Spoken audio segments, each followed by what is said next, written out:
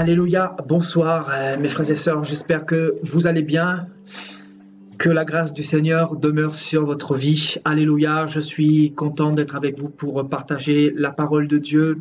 Encore une fois, que le Seigneur vous bénisse abondamment et soyez toutes et tous les bienvenus pour le partage de la parole de Dieu.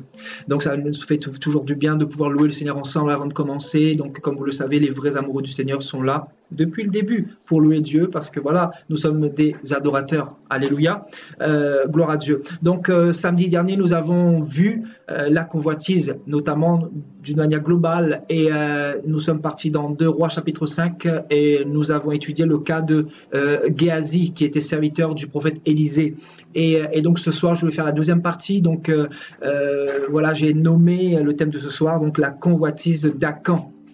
Et nous irons pour cela dans le livre de Josué, donc pour comprendre cela. Donc ce soir, ça va être un peu le complément de ce que nous avons vu samedi. Donc nous allons essayer de comprendre davantage ce que c'est que la convoitise et essayer de développer ce thème-là par la grâce de Dieu. Alléluia. Donc voilà, sans plus tarder, je vais vous inviter à prendre vos Bibles dans Josué au chapitre 7. Josué au chapitre 7. Est-ce que vous aimez la parole du Seigneur, frères et sœurs? À partir du verset 1. Donc, nous allons faire un peu de lecture. Nous lirons tout le chapitre de Josué, chapitre 7.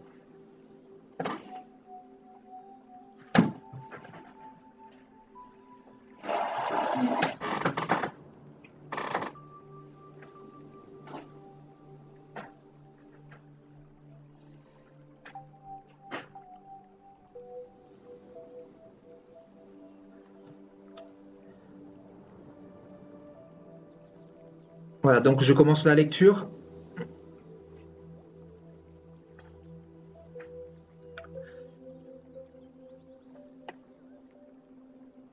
Les enfants d'Israël commirent une infidélité au sujet des choses dévouées par interdit. Akan, fils de Carmi, fils de Zabdi, fils de Zérak, de la tribu de Juda, prit des choses dévouées. Et la colère de l'Éternel s'enflamma contre les enfants d'Israël. Josué envoya de Jéricho des hommes vers Haï, qui est près de Beth-Aven, à l'orient de Béthel. Il leur dit, « Montez et explorez le pays. » Et ces hommes montèrent et explorèrent Haï. Ils revinrent auprès de Josué et lui dirent, « Il est inutile de faire marcher tout le peuple, 2 ou 3 000 hommes suffiront pour battre Haï. Ne donne pas cette fatigue à tout le peuple, car ils sont en petit nombre. 3 000 hommes environ se mirent en marche, mais ils prirent la fuite devant les gens d'Haï. Les gens d'Haï leur tuèrent environ 36 hommes et ils poursuivirent depuis la porte jusqu'à Shebarim et les battirent à la descente. Le peuple fut consterné et perdit courage.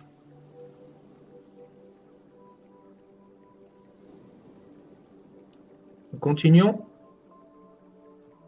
Josué déchira ses vêtements et se prosterna jusqu'au soir, le visage contre terre, devant l'arche de l'Éternel, lui et les anciens d'Israël. Et ils se couvrirent la tête de poussière. Josué dit, « Ah, Seigneur éternel, pourquoi as-tu fait passer le Jourdain à ce peuple pour nous livrer entre les mains des Amoréens et nous faire périr? Or, si nous eussions su rester de l'autre côté du Jourdain, de grâce, Seigneur, que dirais-je après qu'Israël a tourné le dos devant ses ennemis? Les Cananéens et tous les habitants du pays l'apprendront et nous envelopperons et ils feront disparaître notre nom de la terre. Et que feras-tu pour ton grand nom? L'Éternel dit à Josué, « Lève-toi, pourquoi restes-tu ainsi couché sur ton visage? Israël a péché. Ils ont transgressé mon alliance que je leur ai prescrite. Ils ont pris des choses dévouées par interdit. Ils les ont dérobées et ont dissimulées. Et ils les ont cachées parmi leurs bagages. Aussi les enfants d'Israël ne peuvent-ils résister à leurs ennemis. Ils tourneront le dos devant leurs ennemis car ils sont sous l'interdit. Je ne serai plus avec vous. Si vous ne détruisez pas l'interdit du milieu de vous. Lève-toi, Josué, sanctifie le peuple. Tu diras, sanctifiez-vous pour demain, car ainsi parle l'Éternel, le Dieu d'Israël. Il y a de l'interdit au milieu de toi, Israël. Tu ne pourras résister à tes ennemis, jusqu'à ce que vous ayez ôté l'interdit du milieu de vous. Vous vous approcherez le matin selon vos tribus, et la tribu que désignera l'Éternel s'approchera par famille. Et la famille que désignera l'Éternel s'approchera par maison. Et la maison que désignera l'Éternel s'approchera par homme. Celui qui sera désigné comme ayant pris de ce qui était dévoué par interdit sera brûlé au feu. Lui et tout ce qui lui appartient, pour avoir transgressé l'alliance de l'Éternel et commis une infamie en Israël. Josué se leva de bon matin et fit approcher Israël selon les tribus, et la tribu de Juda fut désignée. Il fit approcher les familles de Juda, et la famille de Zérak fut désignée. Il fit approcher la famille de Zérak par maison, et Zabdi fut désigné. Il fit approcher la maison de Zabdi par homme, et Akan, fils de Carmi, fils de Zabdi, fils de Zérak, de la tribu de Juda, fut désigné. Josué dit à Akan, « Mon fils, donne gloire à l'Éternel, le Dieu d'Israël, et rends-lui hommage. Dis-moi donc ce que tu as fait, ne me le cache point. » Akan répondit à Josué et dit, « Il est vrai que j'ai péché contre l'Éternel, le Dieu d'Israël. Et voici ce que j'ai fait. J'ai pris dans le butin un beau manteau de chinéar, 200 cycles d'argent et un lingot d'or du poids de 50 cycles. Je les ai convoités et je les ai pris. Ils sont cachés dans la terre au milieu de ma tente, et l'argent est dessous.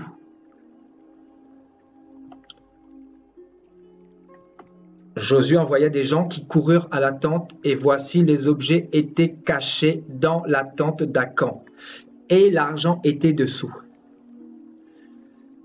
Ils les prirent du milieu de la tente, les apportèrent à Josué et à tous les enfants d'Israël, et les déposèrent devant l'Éternel.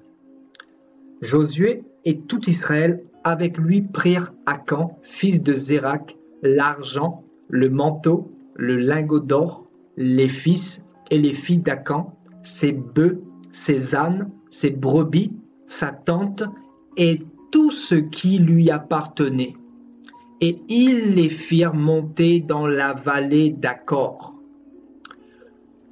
Verset 25. Josué dit, « Pourquoi nous as-tu troublés? L'Éternel te troublera aujourd'hui. » Et tout Israël le lapida. On les brûla au feu, on les lapida. Et l'on éleva sur Akan un grand monceau de pierre qui subsiste encore aujourd'hui. Et l'Éternel revint de l'ardeur de sa colère.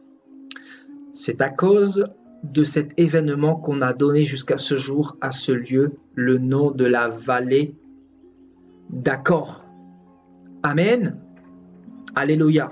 Je ne sais pas ce que vous suscite tout ce chapitre de Josué, mais moi, personnellement, ça m'inspire la crainte dans le sens où, à l'époque, quand quelqu'un en Israël commettait une infamie ou une abomination, il était littéralement brûlé, lapidé, brûlé, exterminé pour toujours sur la face de la terre. Donc en fait, ça nous montre que notre Dieu est tellement saint. Et il est important de souligner ici que Akan était responsable entièrement de ses actes parce que il va convoiter et il va dévouer par interdit quelque chose que le Seigneur avait interdit. Donc il a péché en connaissance de cause. Il a péché volontairement. Et il en savait les conséquences. Parce qu'on se dit quand même ici, la conséquence de son acte est quand même terrible. Il faut savoir ici, dans ce contexte, on se trouve dans l'alliance lévitique. On se trouve dans l'alliance, bien évidemment, de Moïse. Donc ce n'est plus la même alliance qu'aujourd'hui. Aujourd'hui, Dieu a un peu plus de patience. Mais à l'époque, l'ardeur de la colère de Dieu devait se manifester afin que tout Israël puisse être continué à protéger par Dieu. Donc il fallait ôter le mal. Quand vous lisez le livre de Deutéronome, le Seigneur dira à nombreuses reprises à Moïse, « Tu ôteras le mal au milieu de toi. » J'ai l'habitude de dire que dans un panier de pommes, s'il y en a une qui est pourrie, il faut enlever celle qui est pourrie, de peur que toutes les pommes soient contaminées et pourrissent également. Et c'est dans ce contexte-là que le Seigneur va demander le jugement inéluctable de Akan qui a péché d'une manière volontaire, sachant que Dieu avait donné des lois claires, nettes et précises. Donc Akan était bien évidemment concerné par cette loi-là. Akan était israélite, il était hébreu. Et donc Akan, en connaissance de cause, va pécher volontairement. Et on nous dit ici que Israël brûla tout ce qui appartenait à Akan, c'est-à-dire sa famille, ses bœufs, ses ânes, ses brebis, sa maison, le lingot d'or avec et le manteau qu'il a volé, ainsi que l'argent. Vous imaginez? C'est quand même un jugement terrible, hein? Voyez? Là, quand on vous dit qu'il faut craindre Dieu, c'est parce que Dieu n'a pas changé. Dieu est le même hier, aujourd'hui, éternellement, c'est-à-dire il est saint, comme vous le savez. Sa sainteté n'a pas changé. C'est simplement l'alliance qui a changé. Parce que si l'alliance n'avait pas changé, nous aurions tous été exterminés depuis bien longtemps, depuis belle lurette, frères et sœurs. C'est simplement une introduction que je voulais faire avant de développer ce thème-là sur la convoitise. Vous voyez, le Seigneur va jusqu'à faire alliance avec Abraham pour pouvoir contenir sa colère. Parce que c'est cette alliance qu'il a fait avec Abraham qui a contenu sa colère de tous les péchés qu'ont commis les hommes envers lui à son égard. Parce que les hommes ont tellement été méchants, notamment le peuple d'Israël.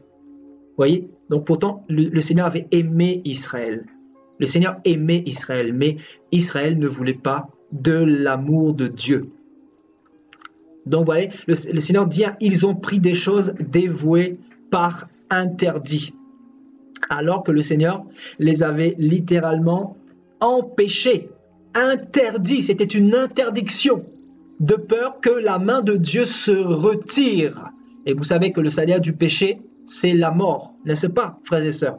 Donc, voilà, le verset 1 nous dit que les enfants d'Israël ont commis une infidélité.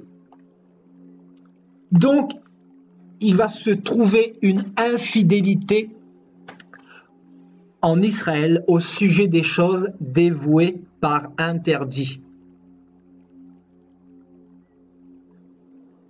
Amen. Et on nous dit que cette infidélité a été commise par Akan, qui est un fils de la tribu de Juda. Et c'est lui qui va prendre ces choses dévouées par interdit. Et donc quelque chose de dévoué par interdit, c'est quelque chose qui est interdit. Voyez?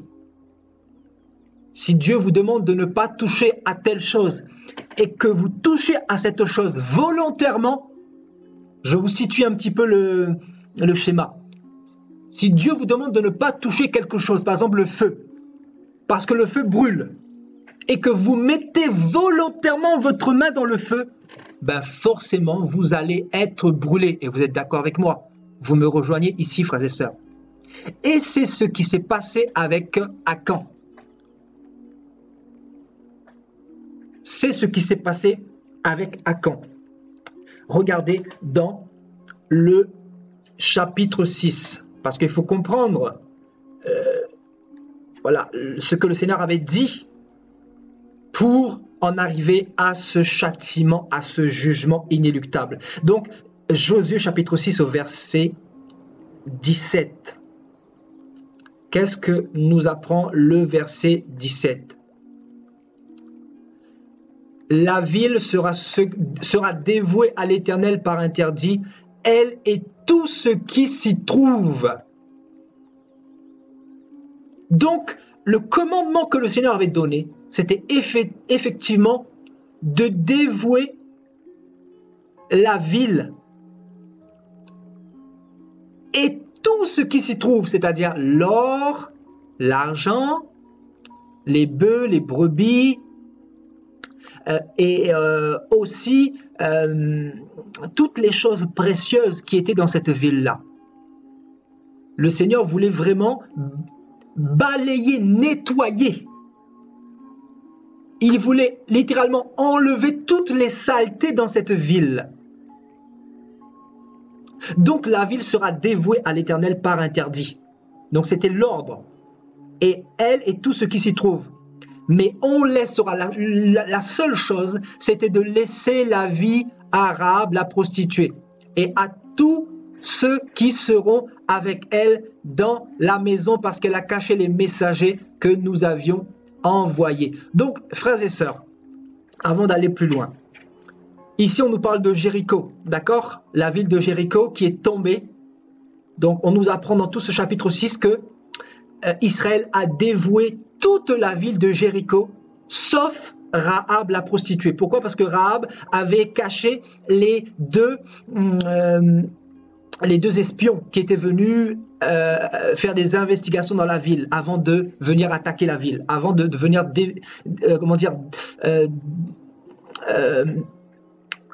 dévouer par interdit la ville. Vous voyez? Donc ici on nous parle de Jéricho. Et juste après on va nous parler de Haï dans le chapitre de Josué 7. Amen.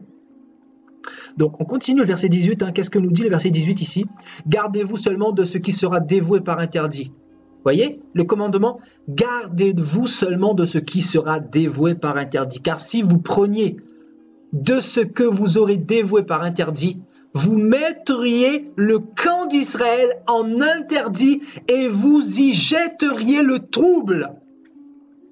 Donc, il est important de voir cela avant d'aller plus loin. Voyez?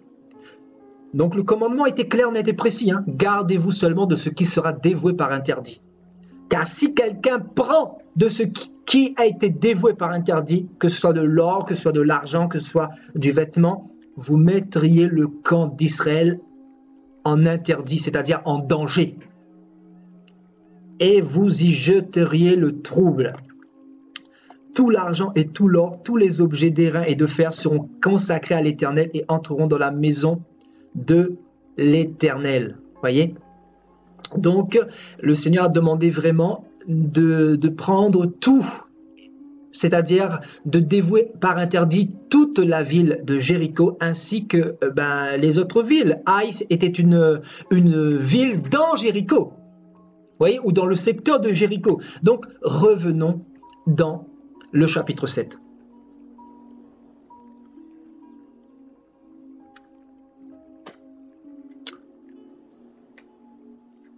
Donc voilà, ici on nous dit que la colère de l'Éternel va s'enflammer contre les enfants d'Israël parce que Akan a effectivement désobéi. Donc le verset 2 nous dit Josué envoya de Jéricho des hommes vers Haï. Vous voyez, donc de Jéricho, ils sont partis maintenant vers la ville de Haï.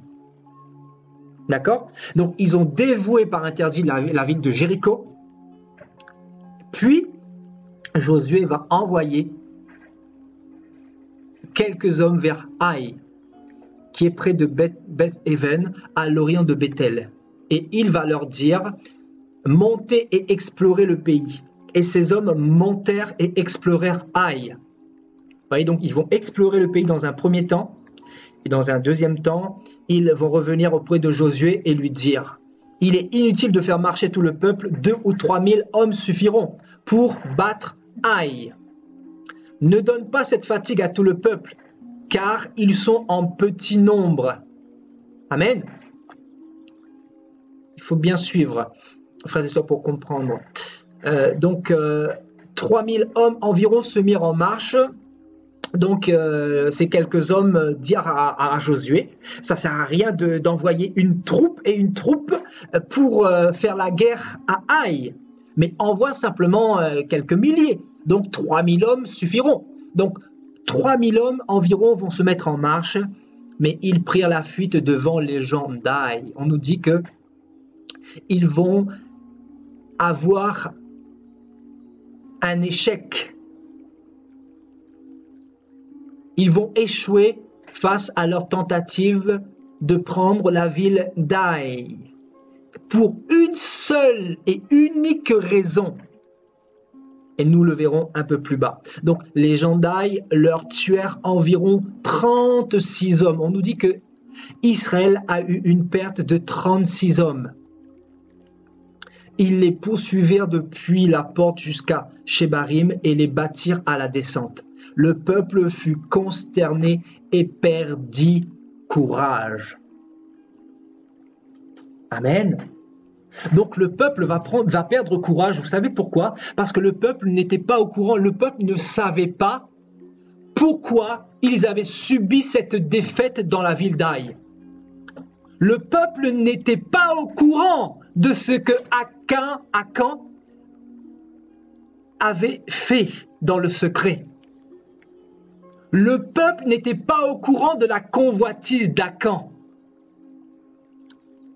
Parce que, frères et sœurs, c'est la convoitise d'Akan qui a fait que Israël va échouer dans leur tentative de prendre la ville d'Haï.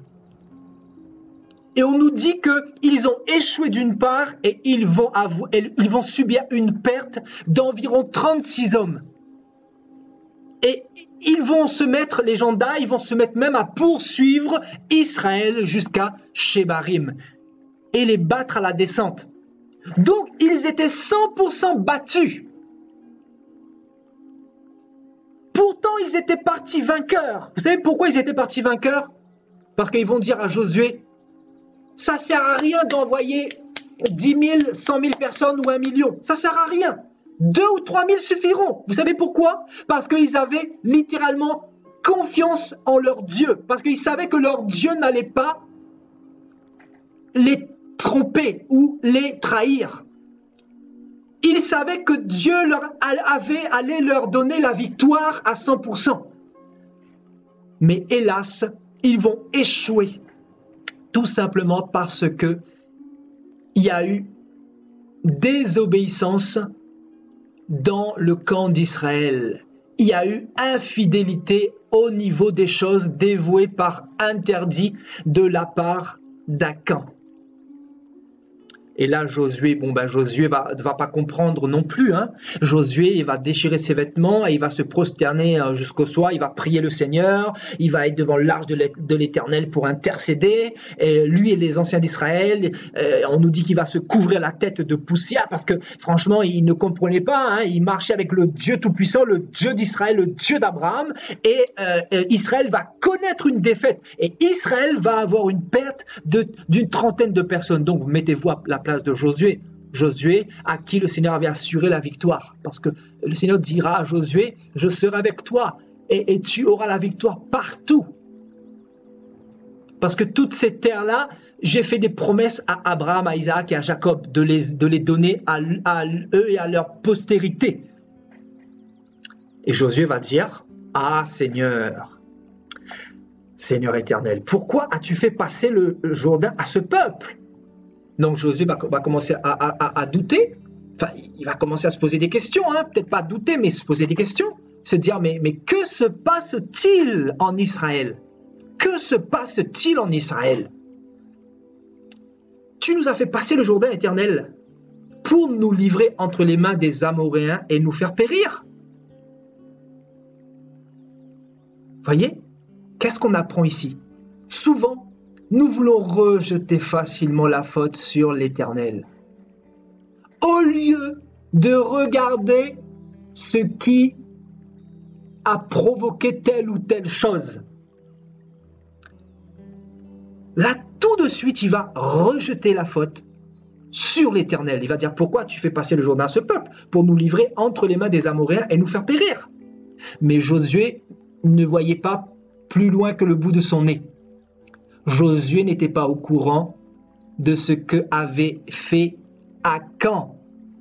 Josué n'était pas au courant du péché qui était au milieu d'Israël, de cette chose dévouée par interdit, volée par Akan. Parce que c'est un vol littéralement, c'est du vol. Et le Seigneur avait demandé de ne pas faire cela, de ne pas convoiter, de ne pas prendre des choses dévouées par interdit. Voyez? Donc on continue. Oh, si nous eussions su rester de l'autre côté du Jourdain. De grâce, Seigneur, que dirais-je après qu'Israël a tourné le dos devant ses ennemis? Donc les Cananéens et tous les habitants la prendront pour notre réputation, etc. Ils feront disparaître notre nom. Donc voilà, Josué se posait sérieusement des questions. Et là, qu'est-ce que Dieu va dire à Josué? Il va dire à Josué au verset 10, « Lève-toi, pourquoi restes-tu ainsi ?» Voyez, « Lève-toi, pourquoi restes-tu ainsi couché sur ton visage ?» Israël a péché et ils ont transgressé mon alliance que je leur ai prescrite. Ils ont pris des choses dévouées par interdit. Voyez? Ils ont pris des choses dévouées par interdit. Ils les ont dérobées et ont dissimulé. Vous voyez donc, il y a eu vol. Donc, premièrement, il y a eu convoitise. Ensuite, vol et dissimulation. Et ils les ont cachés parmi leurs bagages. Aussi, les enfants d'Israël ne peuvent résister. Regardez ce qu'il dit, c'est très important. Hein. Je vais développer un peu parce que c'est important de comprendre qui est notre Dieu, comment il fonctionne. Hein. Donc aussi, les enfants d'Israël ne peuvent-ils résister à leurs ennemis? Ils tourneront le dos devant leurs ennemis, car ils sont sous l'interdit. Je ne serai plus avec vous si vous ne détruisez pas l'interdit du milieu de vous.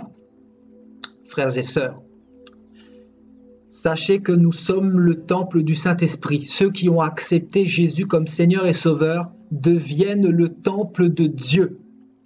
Et la Bible nous dit que notre temple doit être saint comme Dieu est saint. Donc ici, Israël préfigure le temple de Dieu. Israël préfigure le temple de Dieu parce que Dieu habitait dans Israël. Parce que l'arche de l'Alliance habitait dans Israël. C'est comme nous qui sommes le peuple de Dieu aujourd'hui. Dieu habite en nous. C'est-à-dire nous sommes son temple. Donc nous apprenons ici que Akan avait souillé le temple de Dieu, littéralement. Akan avait souillé la nation d'Israël. Un seul homme, écoutez-moi bien frères et sœurs, un seul homme a fait que Israël a subi une perte d'une trentaine de personnes, premièrement.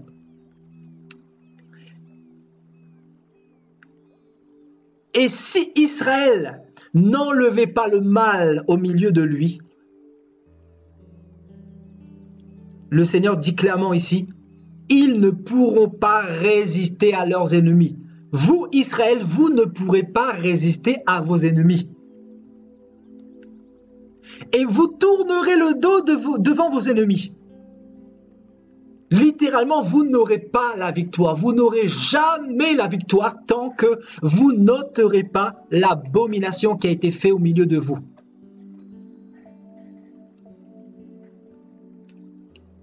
Ils tourneront le dos devant leurs ennemis car ils sont sous l'interdit. Et qu'est-ce que le Seigneur va dire ici? Quelque chose de très important.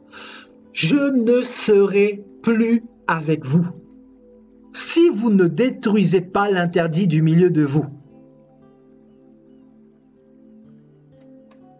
Donc, l'Épître aux Hébreux, chapitre 13, nous dit clairement que Dieu ne change pas. Donc, s'il y a des personnes qui vous disent « Mais Dieu est un Dieu de grâce. Dieu est un Dieu de grâce. Même si je fume, il sera toujours avec moi. Si je souille mon temple, Dieu sera toujours avec moi. Si je vole volontairement, Dieu sera toujours avec moi. Si je bois de l'alcool et je fume des drogues, Dieu sera toujours avec moi. » Sachez que ces personnes-là sont aveuglées par le diable. Parce que ici, le Seigneur ne va pas attendre que Akan fasse 2, 3, 5, 10 abominations ou péchés, mais il va arrêter Israël dès cette faute-là, dès cette fraude-là, pour interpeller Israël. Vous savez pourquoi? Parce que si on laissait cette pomme pourrite, c'est-à-dire Akan, si on laissait cette pomme pourrite dans Israël, tout Israël allait être contaminé. Je vous ai déjà dit ultérieurement que le diable, pour rentrer dans nos vies, il lui faut simplement d'une faille. C'est comme ça qu'il procède. Le diable, pour faire tomber un enfant de Dieu, pour faire tomber une église, pour faire tomber une assemblée locale, il va entrer par les failles. Et quand il entre par ces failles-là, il commence à injecter sa semence dans toute l'assemblée. C'est pour cela que le Seigneur voulait que Israël ôte le mal du milieu de lui. C'est pour cela que quand le Seigneur nous interpelle, nous avertit, c'est parce qu'il nous aime. Quand il nous demande d'enlever un péché dans notre cœur, c'est parce qu'il ne veut pas que nous nous endurcissions le cœur. Il ne veut pas que nos ennemis aient la victoire sur nous. Dieu veut littéralement que nous puissions résister à nos ennemis, à condition que nous soyons dans l'obéissance. Parce que ici, Akan va désobéir, et le Seigneur dit, vous allez tourner le dos devant vos ennemis. Vous allez tourner le dos devant la maladie, devant le cancer, devant le sida. Vous allez tourner le dos devant les AVC. Pourquoi? Parce que vous avez ouvert une faille. Vous avez ouvert une faille énorme. Et cette faille est une faille qui sera exploitée par l'ennemi. Et une faille exploitée est une faille qui peut faire périr tout un peuple, qui peut décimer tout un peuple. Et regardez ici, le diable a commencé à tuer un peu plus de 30 personnes, juste à cause d'un acte de convoitise, juste à cause d'un acte de vol, juste à cause d'une désobéissance. Vous me direz juste à cause. Oui, beaucoup vous diront, oui, mais c'est une petite cigarette. C'est un petit mensonge. C'est juste un petit péché, mais il n'y a pas de petit péché devant Dieu, frères et sœurs. Je vous disais que la convoitise était une digue qui ouvrait d'autres portes sur d'autres péchés. La dernière fois, la convoitise est une digue qui ouvre la porte à d'autres péchés. C'est pour cela que nous devons faire attention. Parce que ici, Akan va produire la même chose que Géasi. Il va convoiter. Il va convoiter, ensuite, il va prendre la chose. Ensuite, il va dissimuler la chose. Et le pire, c'est que Akan pensait que Dieu ne lui avait pas vu. Akan pensait que Dieu ne lui avait pas vu. Aujourd'hui, beaucoup préfigurent Akan. Ils vont pécher et ils vont se dire en eux-mêmes, Dieu ne me voit pas. Beaucoup agissent de la sorte, je vous dis la vérité. Beaucoup diront, si je pêche, Dieu ne me voit pas, ou Dieu comprendra. Dieu sera compréhensif. Mais est-ce que le Seigneur ici a été compréhensif avec Akan? Vous avez vu tout à l'heure qu'est-ce qui est arrivé à Akan. Il a été brûlé, vif, avec toute sa famille. Et bien évidemment, nous ne sommes plus dans la même alliance, d'accord? Mais Dieu n'a quand même pas changé. Dieu est toujours le même. Il est saint. Si Akan a été brûlé, c'est pour servir d'exemple, bien évidemment. C'est pour montrer l'exemple. C'est pour que Israël ne suive pas l'exemple d'Akan. Et c'est aussi pour que le mal soit enlevé du milieu d'Israël. Vous savez pourquoi?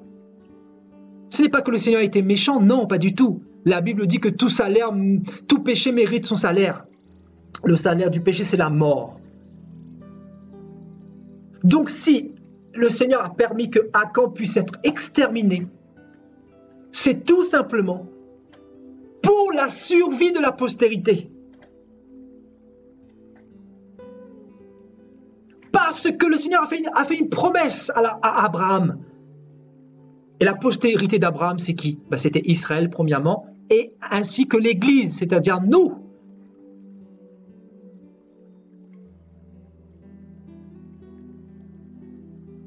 Donc il fallait qu'il enlève le mal au milieu d'Israël.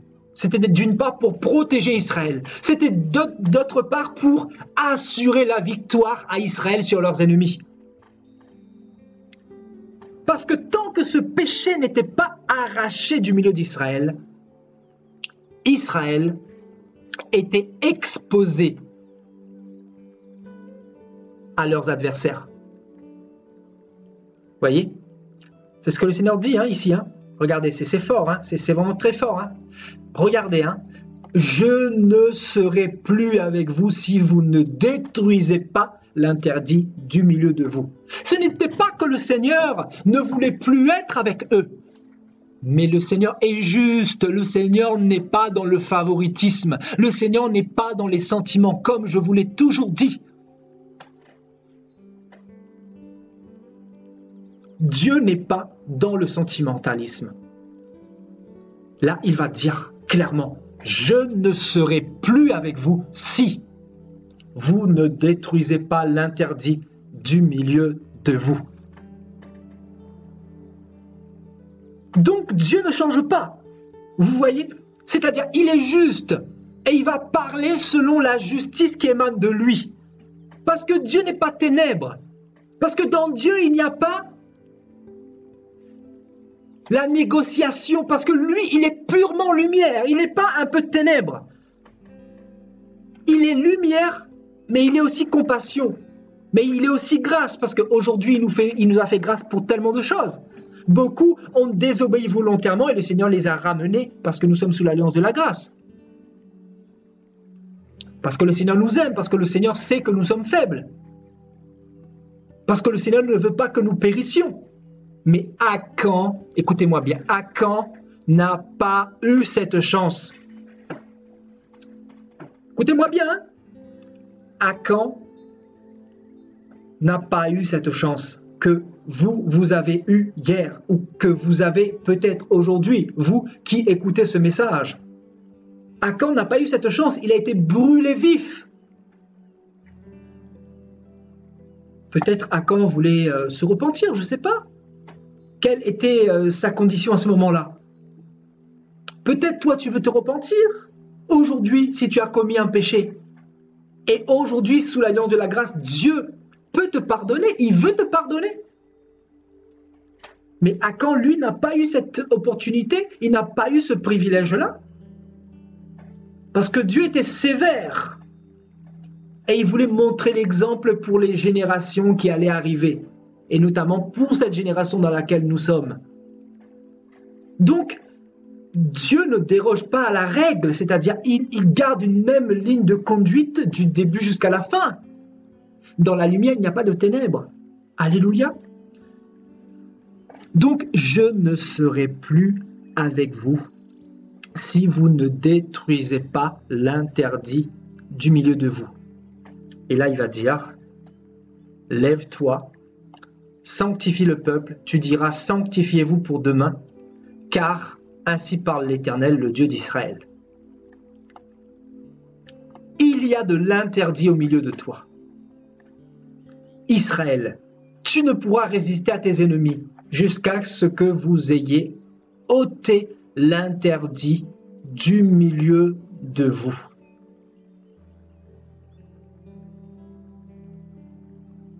Donc l'échec sera là, écoutez-moi bien, l'échec sera là tant que une personne n'ôtera pas l'interdit du milieu de lui. Et l'interdit, c'est quoi ici? C'est le péché. Le péché. Pourquoi il y a des chrétiens qui réussissent leur vie chrétienne et d'autres n'y arrivent pas? Pourquoi des chrétiens sont victorieux malgré leurs combats, malgré leurs larmes, malgré leurs souffrances, et d'autres ne le sont pas? C'est tout simplement parce qu'ils n'ont pas enlevé l'interdit au milieu d'eux. Et c'est pour cela qu'ils ne peuvent pas résister à leurs ennemis. Et les ennemis ici représentent bien évidemment le gouvernement de Satan, représentent la maladie, représentent le cancer, représentent toutes sortes de mal que le diable envoie dans l'humanité. Vous voyez, donc, vous vous approcherez le matin selon vos tribus et le Seigneur va désigner justement la tribu ainsi que la maison, ainsi que l'homme qui a fait cela. Et regardez ici ce qu'il va dire au verset 15. Celui qui sera désigné comme ayant pris de ce qui sera dévoué par interdit sera brûlé au feu, sans pouvoir de négociation. Lui et tout ce qui lui appartient pour avoir transgressé l'alliance de l'Éternel et commis une infamie en Israël. Donc voilà, toutes les familles vont être désignées, ils vont s'approcher, etc. Donc on va descendre un peu. Donc on nous dit ici que c'est Akan qui va être désigné. Amen. Le verset 19. Josué dit à Akan, mon fils, donne gloire à l'Éternel, le Dieu d'Israël, et rends-lui hommage. Dis-moi donc ce que tu as fait, ne me le cache pas.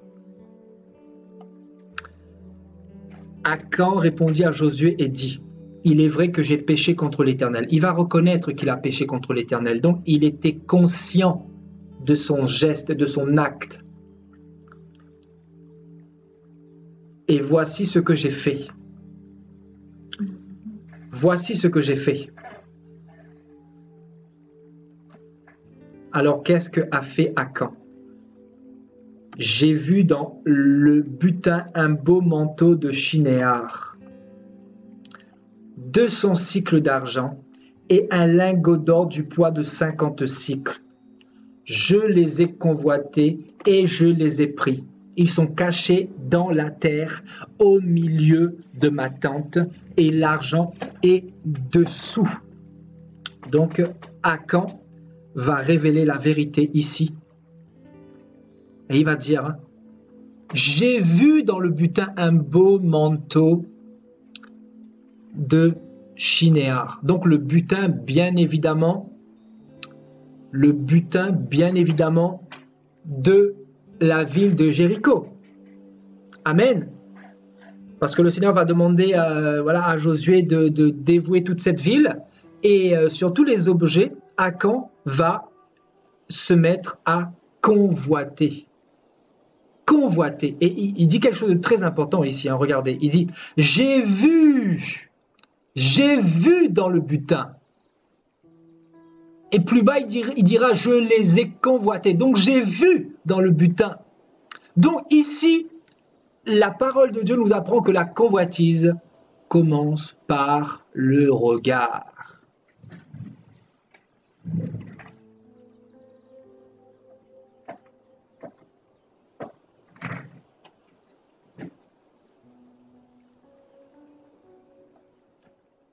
La convoitise commence dans le regard, premièrement. Vous voyez? Parce qu'on convoite premièrement au niveau de ce qu'on voit, au niveau des belles choses, au niveau de ce qui peut nous attirer, de ce qui peut procurer en nous de l'envie. Parce que convoitise veut dire aussi en grec désir. Vous voyez, le fait de désirer quelque chose, le fait d'envier quelque chose, le fait de vouloir obtenir quelque chose qui n'est pas à nous. Donc convoiter, c'est ça aussi, c'est vouloir désirer quelque chose qui n'est pas à nous, quelque chose qui est interdit littéralement. C'est ça convoiter. Vous voyez, convoiter, c'est vouloir posséder quelque chose qui n'est pas à nous et qui est à notre prochain. Et nous savons que la convoitise engendre quoi? La convoitise engendre quoi? Selon vous, qu'est-ce que peut engendrer la convoitise, frères et sœurs? Merci Saint-Esprit. Pourquoi Dieu va dire « Tu ne convoiteras point les choses de ton prochain » ?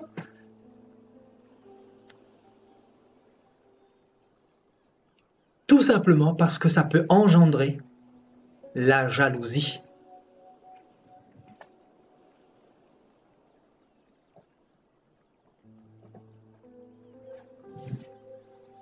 La jalousie. Et la jalousie est un péché, n'est-ce pas? La jalousie peut produire des querelles, peut produire des troubles, peut produire de la haine, peut produire de l'amertume, peut produire de la colère, peut produire en toi un esprit meurtrier, un esprit haineux, un esprit méchant. C'est pour cela que je vous disais que la convoitise est une digue, est une passerelle, voyez. Voilà, la convoitise est comme une digue. Regardez. Et ça ouvre la porte à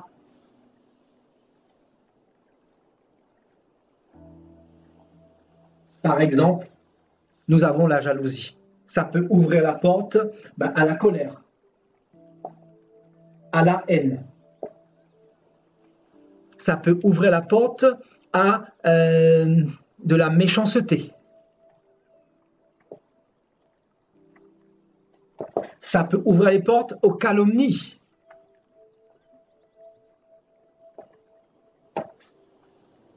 Ça peut ouvrir la porte à la cupidité, le désir de vouloir toujours plus. Vous savez, la soif d'avidité, toujours plus d'argent, toujours plus. Vous voyez, donc la cupidité ou l'avidité. Donc, la convoitise est égale également luxure. C'est lié, hein. Tous ces adjectifs qualificatifs que j'utilise, en fait, sont liés à ce terme convoitise. Donc, vous voyez, la luxure, vous voyez. Donc,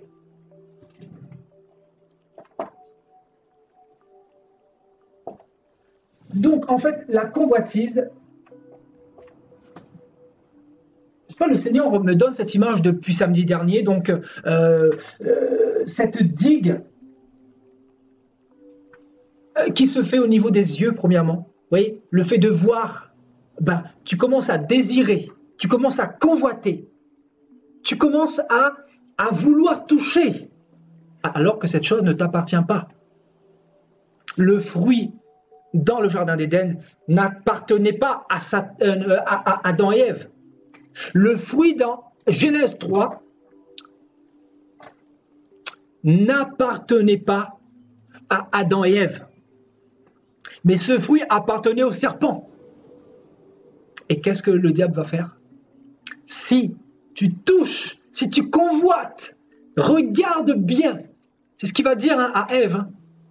Tu es sûr que Dieu a dit, etc., etc., etc. Mais moi, je te dis que le jour où tu en mangeras, là, déjà, regarde bien ce fruit. Regarde bien. Pourquoi regarde bien?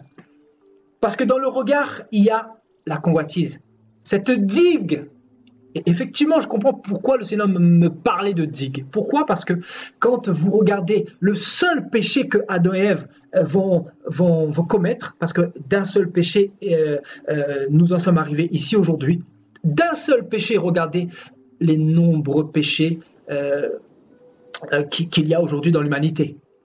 Le vol, le viol, le mensonge, le meurtre, l'injustice, la corruption, l'impudicité. Vous voyez, tous ces péchés-là sont sortis de cette digue-là, qui est la convoitise.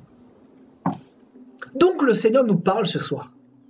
Nous comprenons que la convoitise est quelque chose de terrible. En fait, tout péché dans le cœur de l'homme passe par cette digue-là. En fait, cette digue-là, bien évidemment, est liée au cœur également. Le cœur et les yeux sont étroitement liés. Parce que tout ce que tu vois produit dans ton cœur ou fait naître dans ton cœur le péché. Fait naître dans ton cœur l'envie, le désir de convoiter, le désir de toucher, le désir de prendre quelque chose qui est défendu, quelque chose qui ne t'appartient pas, quelque chose qui t'a été interdit par le Seigneur. Et beaucoup de chrétiens n'arrivent pas justement à se retenir par rapport à la convoitise. Beaucoup de chrétiens n'arrivent pas parce qu'ils ne gèrent pas tout simplement leur vue. Notre vue, frères et sœurs, ne doit pas être dirigée n'importe où. Je vous assure, on doit se protéger face à une génération tellement perverse et corrompue. Une génération qui s'habille vraiment comme des prostituées. Une génération qui s'habille complètement d'une manière indécente. On est obligé de se protéger. Vous voyez? Parce que les yeux, c'est là où tout commence. Et je vous assure, tous ceux qui sont tombés, je vais vous dire quelque chose. Tous ceux qui sont tombés dans un péché sexuel, alors qu'ils étaient en Christ, ils ont fait leur baptême, voilà, ils ont accepté le Seigneur, ils ont fait un bout de chemin avec le Seigneur, et du jour au lendemain, ils vont tomber. Mais qu'est-ce qui s'est passé, frères et sœurs, selon vous? Qu'est-ce qui s'est passé? Il y a quelque chose, il y a un point de départ, il y a eu un point de contact dans la vie de cette personne pour rétrograder, pour retourner en arrière. Mais que s'est-il passé? Donc effectivement, cette personne est tombée dans ce piège de la convoitise. Il aurait pu s'arrêter là, c'est-à-dire ne pas aller plus loin, ne pas prendre. C'est vrai que la convoitise est attachée à la chair. Vous voyez, la convoitise, c'est la chair. Donc, une personne n'est pas obligée d'aller plus loin. La convoitise peut être suscitée dans son cœur, mais il peut dire « Stop, Seigneur, pardonne-moi, je me reprends. Pardonne-moi, excuse-moi. » Il y a des personnes là qui vont justement ouvrir cette digue-là. C'est-à-dire, il va y avoir la convoitise déjà au niveau de la vue, hein, donc au niveau de la vue, comme Akan, frères et sœurs. Regardez, Akan dit « J'ai vu dans le butin un beau manteau de Shinéar. » Donc, avant de convoiter, il a vu. Regardez, avant de convoiter, il a vu.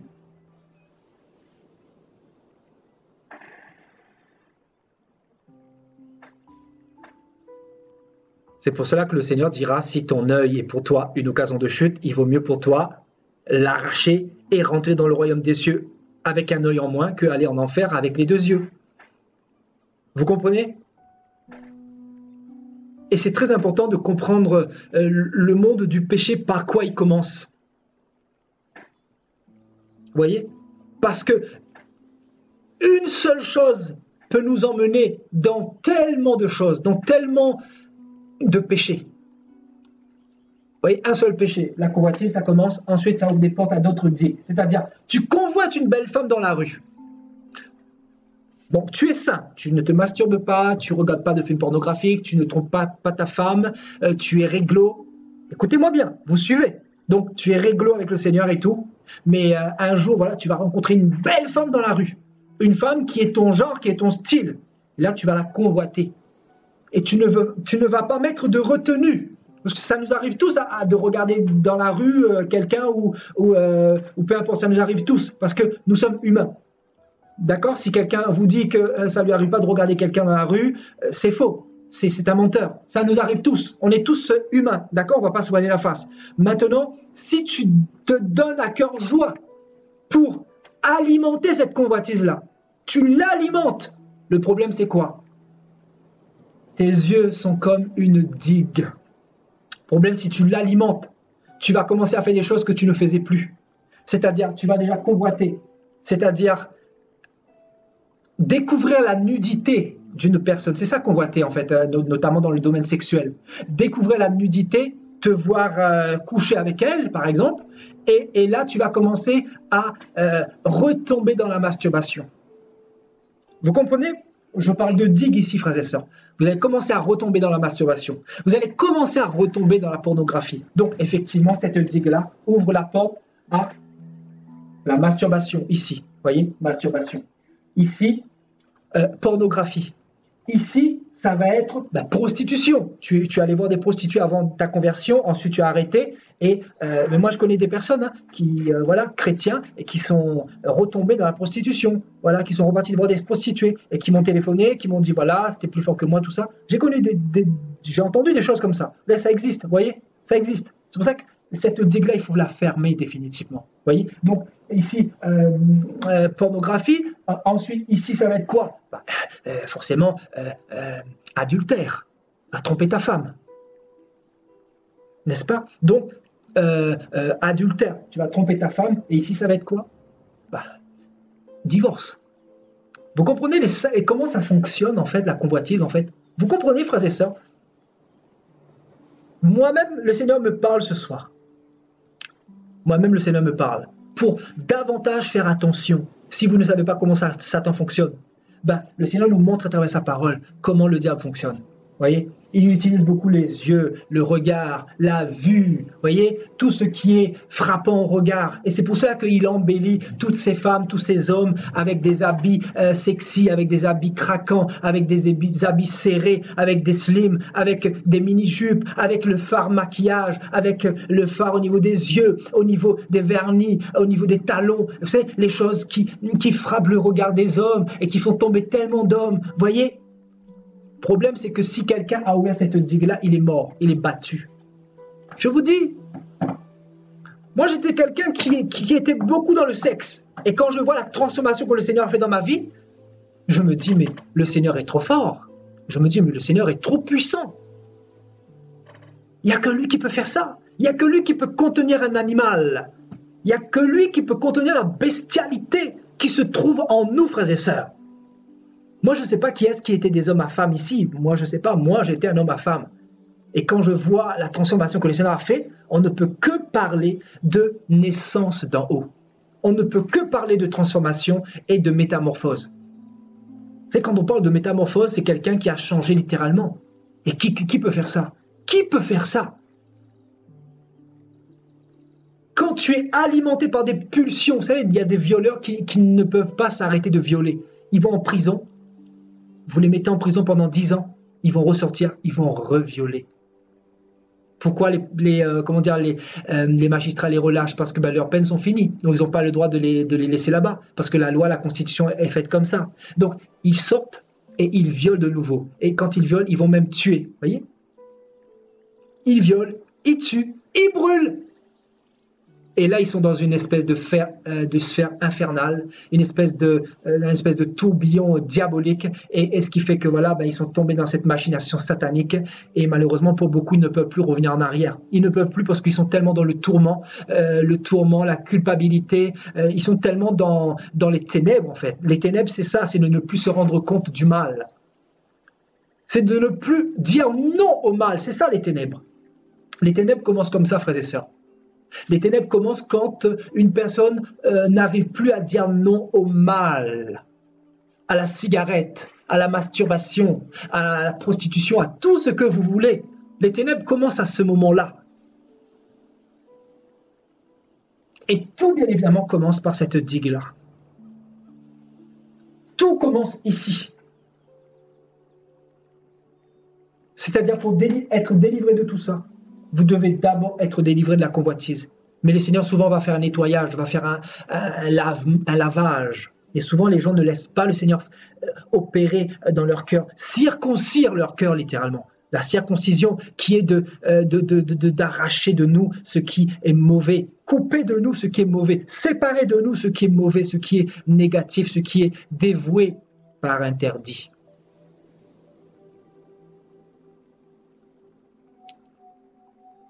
Amen. Donc ça commence par la vue. Voyez, la vue.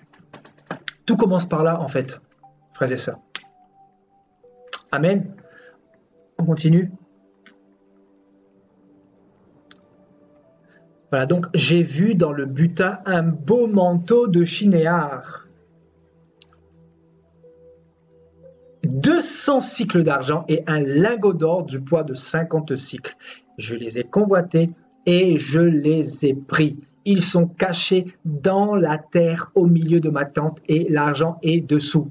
Frères et sœurs, pour ceux qui ont suivi l'exhortation de samedi, cela ne vous fait-il pas penser à Géasi dans 2 Rois au chapitre 5 et notamment à partir du verset 22. Allons faire un petit tour vite fait. Regardez, c'est la même chose qui s'est passée avec Géasi. La même chose. Je vous dis, hein, la même chose. Donc, on va partir dans 2 Rois.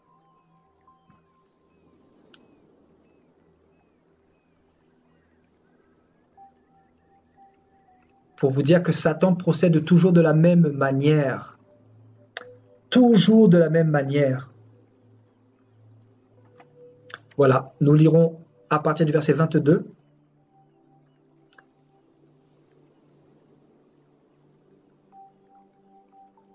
Il répondit, tout va bien. Mon maître m'envoie te dire, voici, il vient d'arriver chez moi 2 jeunes gens de la montagne d'Éphraïm, d'entre les fils des prophètes. Donne pour eux, je te prie, 1 talent d'argent et 2 vêtements de rechange.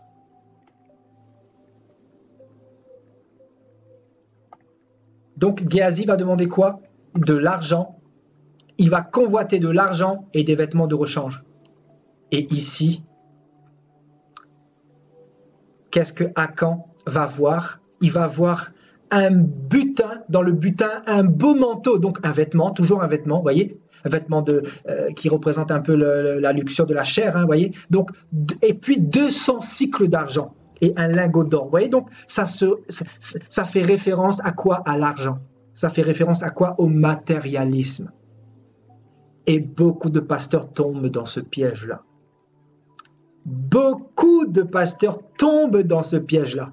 Voyez, le matérialisme, voyez, l'argent, l'or, les vêtements, voyez, c'est toujours lié à l'aspect extérieur. C'est toujours lié à ce monde, aux choses de ce monde. Voyez, c'est toujours lié aux choses mondaines.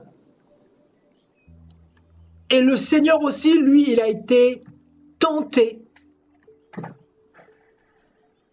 On a essayé de faire naître dans son cœur de la convoitise. Vous voyez, dans Luc 4, le diable, regardez, le diable va l'élever et va lui montrer en un instant tous les royaumes de la terre et va lui dire, je te donnerai toute la gloire de ces royaumes car elle m'a été donnée, je la donne à qui je veux.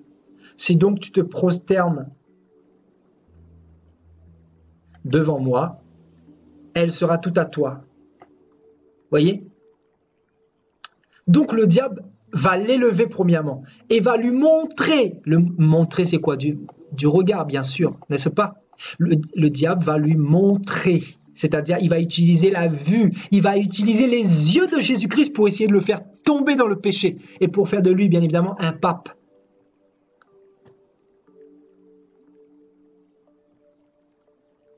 Et c'est ce que le diable fait aujourd'hui en 2018. Il nous montre les belles choses. Il nous montre toutes ces saletés.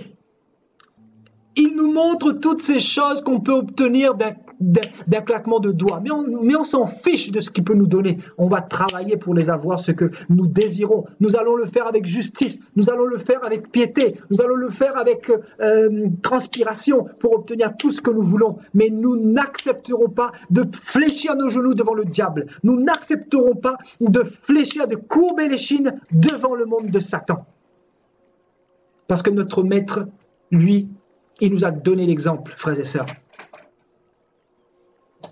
Amen. Donc, il va dire, j'ai vu dans le butin, un beau manteau de chinéar, 200 cycles d'argent et un lingot d'or du poids de 50 cycles. Et je les ai convoités. Donc, en fait, c'est le regard premièrement. Ensuite, la convoitise vient après. Ensuite, bien évidemment, la convoitise enfante quoi? On avait vu la dernière fois dans Jacques chapitre 1. La convoitise enfante le péché. Et le péché étant consommé produit la mort. Vous voyez donc la vue premièrement, ensuite la convoitise vient. Ensuite, c'est le fait de prendre qui devient péché. Et ensuite, voilà, on meurt spirituellement. C'est ce qui se passe. Vous voyez? Donc c'est comme ça que le diable fonctionne, mes frères et sœurs. C'est comme ça que le diable fonctionne. Tout passe par le regard, la convoitise. Tout passe par la vue. C'est pour cela que je veux nous exhorter à faire attention à tout ce que nous voyons. Ne négligeons pas les choses concernant le regard, tout ce que nous voyons, frères et sœurs. Apprenons à maîtriser notre regard, notre vue. Apprenons à ne pas diriger notre regard n'importe où, même si ce n'est pas facile. Même si la chair vous dit, regarde ça, regarde telle belle femme, regarde tel bel homme, regarde ci, regarde ça.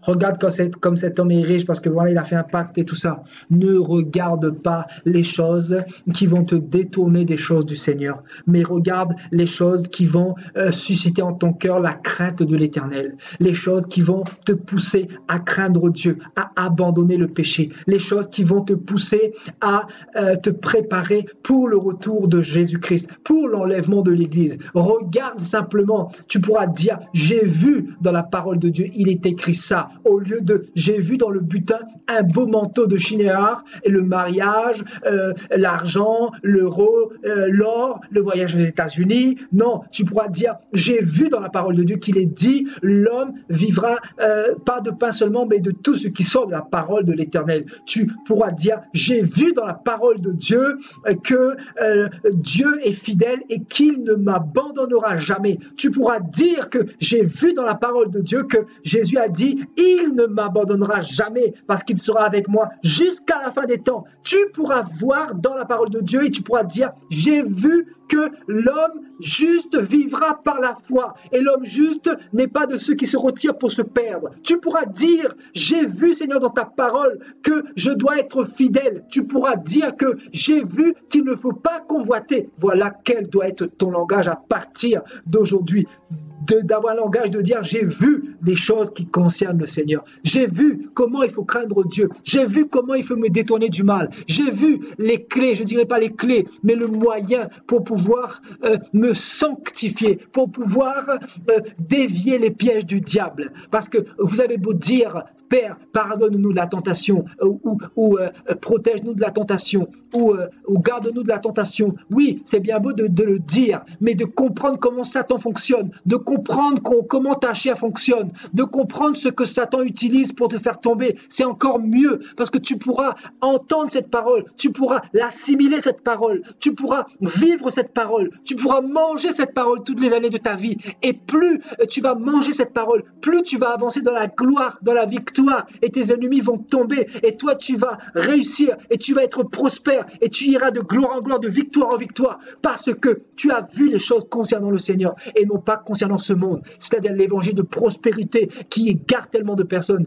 qui aveugle tellement de personnes, qui détourne tellement de personnes, tellement de pasteurs qui sont à côté de la plaque aujourd'hui en 2018.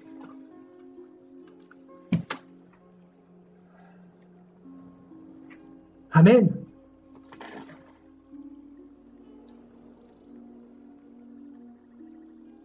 Alléluia. Voyez, ils les prirent du milieu de la tente, les apportèrent à Josué et à tous les enfants d'Israël et les déposèrent devant l'Éternel. Et Josué et tout Israël avec lui prirent Akan, fils de Zérak, l'argent, le manteau, le lingot d'or, les fils et les filles d'Akan, et ils vont être brûlés. Frères et sœurs, brûlés. Brûlés. Et vous n'êtes pas censé savoir que la convoitise, notamment ce commandement lié à la convoitise, le Seigneur l'a donné dans Exode 20. Le Seigneur va parler de la convoitise. Pourquoi il va parler de ça? Parce que l'homme fonctionne par la convoitise. La chair de l'homme est accompagnée par la convoitise. Regardez ce que Dieu va dire dans Exode chapitre 20. Regardez, Exode chapitre 20, au verset, nous lirons à partir du verset 14. Voilà, tu ne commettras point d'adultère. Donc l'adultère, le Seigneur dira, même si tu as regardé une femme pour la convoiter, tu as déjà commis un adultère avec elle. Donc regardez, le Seigneur dira, même si tu as regardé une femme pour imaginer des trucs dans ton cœur, tu as déjà commis l'adultère, tu as déjà convoité. Donc la convoitise commence par le regard, encore une fois. Oui. Donc tu ne déroberas point, tu ne portera point de faux témoignages. Et le verset 17, vous voyez, Exode 20, 17. Tu ne convoiteras point la maison de ton prochain. Tu ne convoiteras point la femme de ton prochain, ni son serviteur, ni sa servante, ni son bœuf, ni son âne, ni aucune chose qui appartienne à ton prochain. Et le Seigneur va donner ce commandement dans le but de nous protéger et de ne pas nous emmener dans tous ces chemins qui conduisent à la perdition. Donc, vous voyez, cette digue, premièrement, qui ouvre des portes à tous ces péchés. Donc, le Seigneur voulait vraiment commencer par la racine, c'est-à-dire la convoitise. Donc, le Seigneur va parler de ce commandement qui nous est vital, hein. Qui nous est vital tout simplement parce que si nous n'avons pas ce commandement dans notre cœur, nous ne pourrons pas réussir notre vie chrétienne. Parce que, frères et sœurs, nous sommes faibles. Et même si nous sommes nés d'en haut, même si nous avons l'Esprit de Dieu dans nos cœurs, dans nos corps, il n'en demeure pas moins que nous avons des yeux charnels et nous pouvons tomber à n'importe quel moment si nous ne faisons pas attention, si nous ne prêtons pas attention à notre marche avec le Seigneur. Voyez? Donc, le Seigneur, dans le Décalogue, va donner 10 commandements. Et dans ces 10 commandements, il parle effectivement de la convoitise. Voyez? Donc, ça prouve que c'est très important. Et le fait, par exemple, dans les premiers commandements, il dira « Tu n'auras pas d'autre Dieu, donc tu ne convoiteras point d'autre Dieu que moi. » Voyez? En fait, tout est lié à la convoitise, si vous regardez bien. Voyez? Voilà, donc quand par exemple, tu ne porteras point de faux témoignages contre ton prochain. Si tu portes un faux témoignage, c'est parce que tu as envie ton prochain quelque part. Parce que sinon, tu ne peux pas parler mal sur lui s'il n'est pas intéressant. Est-ce que tu comprends? Si tu dérobes quelque chose à ton prochain, c'est parce que tu convoites, n'est-ce pas? Tout est lié. Hein? Si tu tues ton prochain, c'est parce que tu as convoité auparavant et que la racine du meurtre est rentrée dans ton cœur. En fait, c'est une chaîne sans fin. Ouais, le péché, c'est vraiment quelque chose de terrible. C'est quelque chose de terrible. Et pour se dépêtrer du péché, c'est toujours pas facile. C'est pour ça que nous avons besoin de la parole de Dieu pour pouvoir y arriver. Voilà, nous allons partir dans Marc chapitre 4. Donc, Marc chapitre 4, au verset 18 et 19.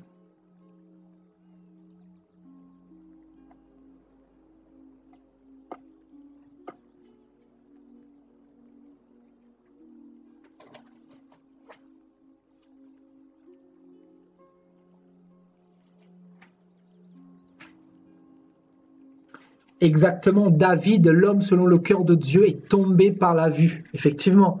Et il va quoi? Il va tuer. Il va faire tuer carrément l'homme de la femme avec qui il a couché. La femme d'Uri, plus exactement. Vous voyez, donc, d'autres reçoivent la semence parmi les épines, ce sont ceux qui entendent la parole, mais en qui les soucis du siècle, la séduction des richesses et l'invasion des autres convoitises étouffent la parole et la rendent infructueuse. Vous voyez, la convoitise, écoutez-moi bien, la convoitise étouffe la parole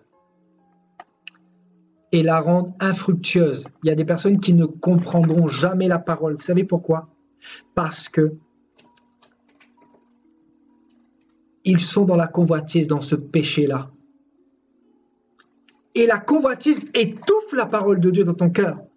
Et une parole étouffée, écoutez-moi bien, une parole étouffée, c'est une parole qui n'est pas comprise. C'est une parole qui n'est pas assimilée.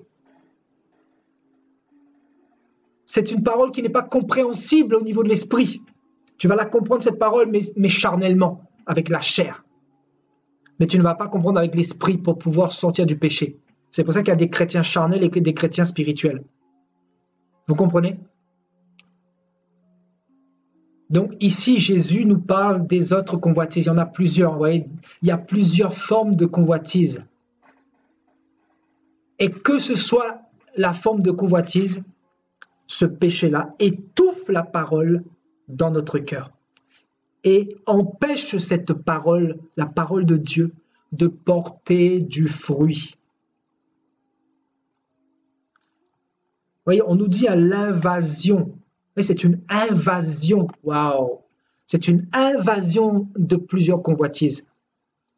Et c'est Satan, le père du mensonge, le père du péché, qui nous envahit de toutes ces convoitises-là, à travers le monde, à travers les choses du monde, à travers les églises, dans la rue, dans les villes, partout où vous allez, vous retrouverez la convoitise qui constamment revient et revient.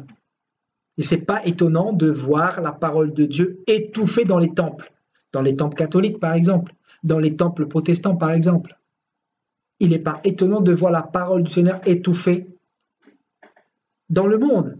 Pourtant, le monde a déjà lu, pour la plupart, les gens de ce monde ont lu la Bible, mais ils n'ont pas compris la parole. Pourquoi? Parce qu'il y a la convoitise, et la convoitise plus la parole ne font pas bon ménage. Vous comprenez? La convoitise et la parole de Dieu ne font pas bon ménage. C'est pour ça qu'il vaut mieux se ranger du côté de la parole que de la convoitise. Et je ne cesse de le répéter, fumer, c'est convoiter. Boire de l'alcool, c'est convoiter. C'est pour ça que le Seigneur dira dans Matthieu 18, voilà, si ta main est une occasion de chute, il faut la couper. Il faut la couper. Amen. On ne va pas tarder à terminer. Donc Romains chapitre 6, nous lirons à partir du verset 12.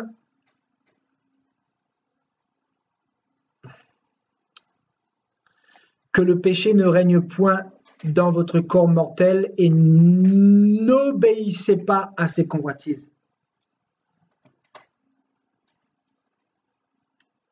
Que le péché ne règne point dans votre corps mortel et n'obéissez pas à ses convoitises. Donc on nous dit que dans le corps mortel, il y a de la convoitise.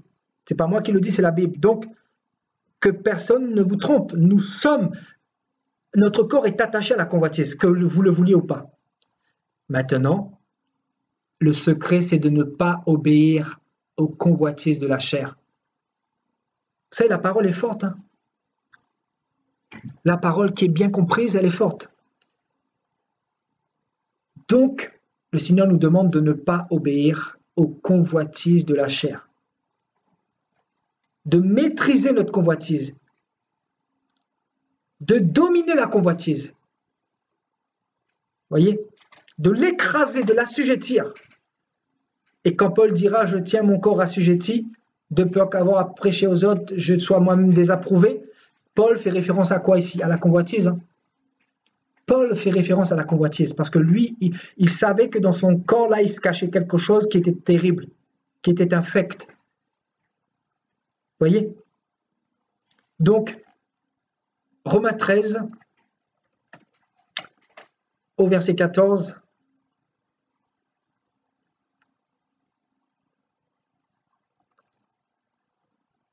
voyez, mais revêtez-vous du Seigneur Jésus-Christ.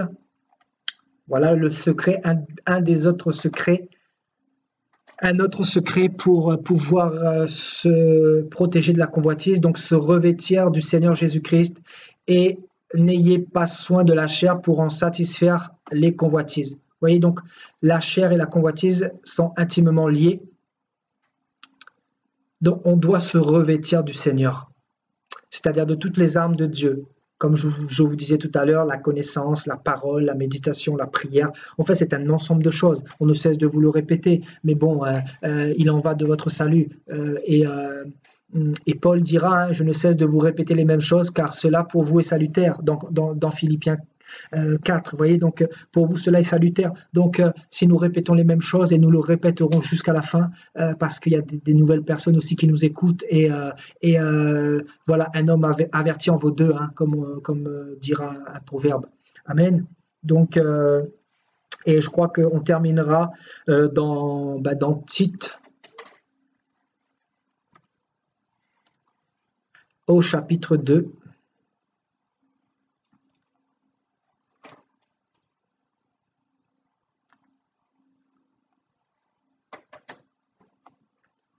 À partir du verset 12.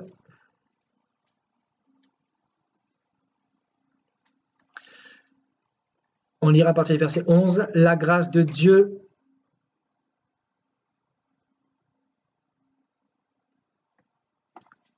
source de salut pour tous les hommes a été manifestée. Elle nous enseigne à renoncer à l'impiété et aux convoitises mondaines. Vous voyez, la grâce de Dieu, source de salut,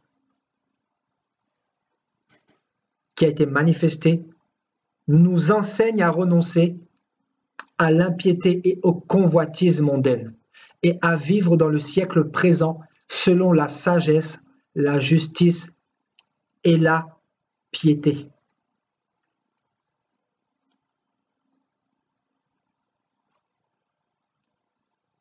Amen.